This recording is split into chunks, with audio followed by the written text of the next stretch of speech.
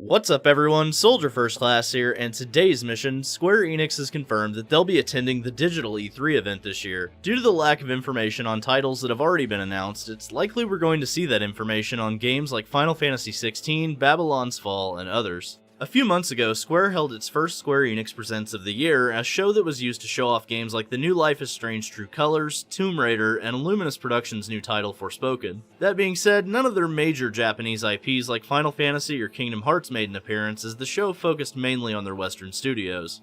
Following that show, Square Enix announced that another Square Enix Presents would be taking place during the summer. A date or time for the show was never given, and at the time, Square had not been confirmed for E3. However, Square President Yosuke Matsuda confirmed via gaming news site VGC that Square Enix will be at the show, which takes place June 12th through the 15th. He also stated there will be a big announcement or two at the show, so we should be paying close attention. If Square's going to handle E3 like Nintendo does these days, and with it already being a digital-only event, I have a feeling that to replace the stage show, they'll be doing a special E3 version of Square Enix Presents.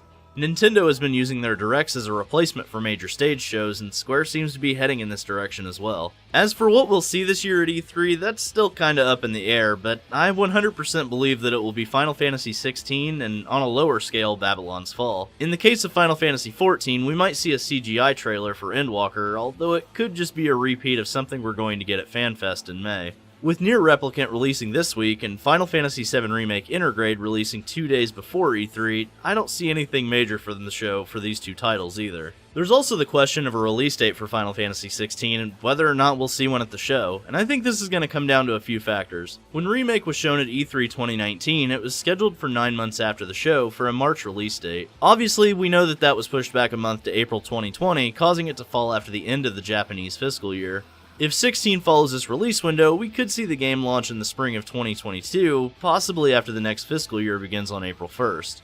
There's also the question of the quality of the game and if it will be ready by then. We know the game's been in development since 2015 and was only recently announced since September 2020. With Yoshi P showing off gameplay instead of a major CGI trailer, I don't think an early 2022 release date is out the window at this point. That and the PlayStation Store listing on PlayStation 5 went from recently announced to coming soon. Now that could just be standard phrasing here, but I'm still pretty convinced this game is coming in 2022. Overall, I believe this is where we will finally get some new information about Final Fantasy XVI, including a combat breakdown, minor story details, a massively improved technical presentation, and possibly a release date or even release window.